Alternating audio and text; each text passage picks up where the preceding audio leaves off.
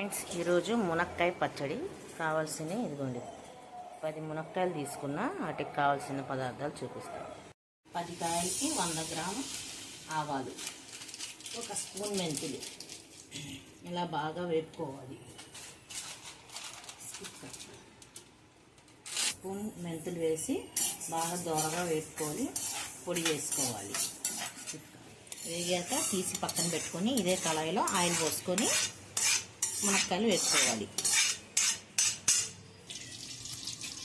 మునక్కాయలు పచ్చడికి సరిపోయేంత ఆయిల్ పోసుకోవాలి. అందులో వేసేది దీంట్లో బాగా వేగాక మునక్కాయలు వేసి వేసుకోవాలి. ఆయిల్ వేడెక్కాక ఇలా ముదురుకాయలు వేసుకోవాలి. పచ్చడికి అప్పుడే బాగుంటాయి. ఆయిల్లో వేసి బాగా వేసుకోవాలి. కొద్దిగా అవి వేగాక మళ్ళీ వేద్దాం.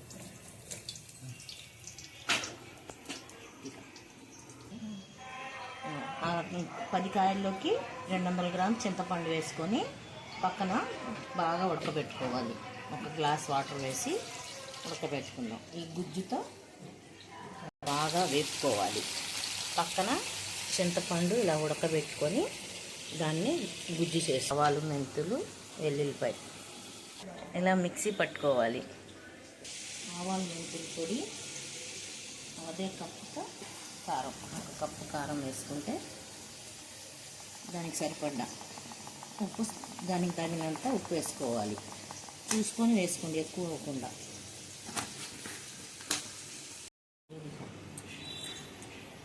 రుచికి సరిపడ్డా ఉప్పు 1 కప్పు ఇలా వేసుకొని 1 కప్పు కారం, మెంతులు, ఆవాల పొడి కూడా 1 కప్పు వేసుకొని వెల్లుల్లిపాయ కూడా వేసుకొని మొత్తం కలుపుకోవాలి. బాగా వేపుకున్న ఆయిలే దీంట్లో వేసేసుకోవాలి. దీనికి సరిపడ్డా వేసుకోండి ఆయిల్. మీకు ఎక్కువ కావాలంటే ఎక్కువ, తక్కువ తీసుకొని వేసుకోండి.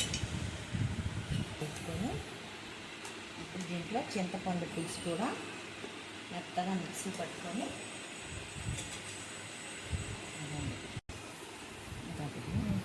ఉడకబెట్టుకున్న చింతపండు ఇలా మిక్సీ పేస్ట్ వేసుకుంటే కొంచెం గుజ్జు ఉంటుంది. లేకపోతే పులుసు వేస్తే అంతగా ఉండదు. అందుకని మిక్సీ పట్టేసాను. తొక్కలు, గింజలన్నీ తీసేసి ఉడకబెట్టి ఇలా మిక్సీ పట్టేసుకోవాలి. వేసి కలుపుకోవాలి. ఇప్పుడు చూసి వేసుకోవాలి. ఇలా మొత్తం కలుపుకొని చల్లారాక జాడీలో తీసి పెట్టుకోవాలి. 3 రోజుల తర్వాత పచ్చడి ఊరి టేస్ట్ సూపర్గా ఉంటుంది. నచ్చితే లైక్ చేసి షేర్ చేయండి, సబ్స్క్రైబ్ చేసుకోండి.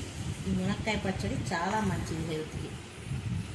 ఓకేనా ఫ్రెండ్స్? కొత్తగా చూసేవాళ్ళు సబ్స్క్రైబ్ చేసుకోండి.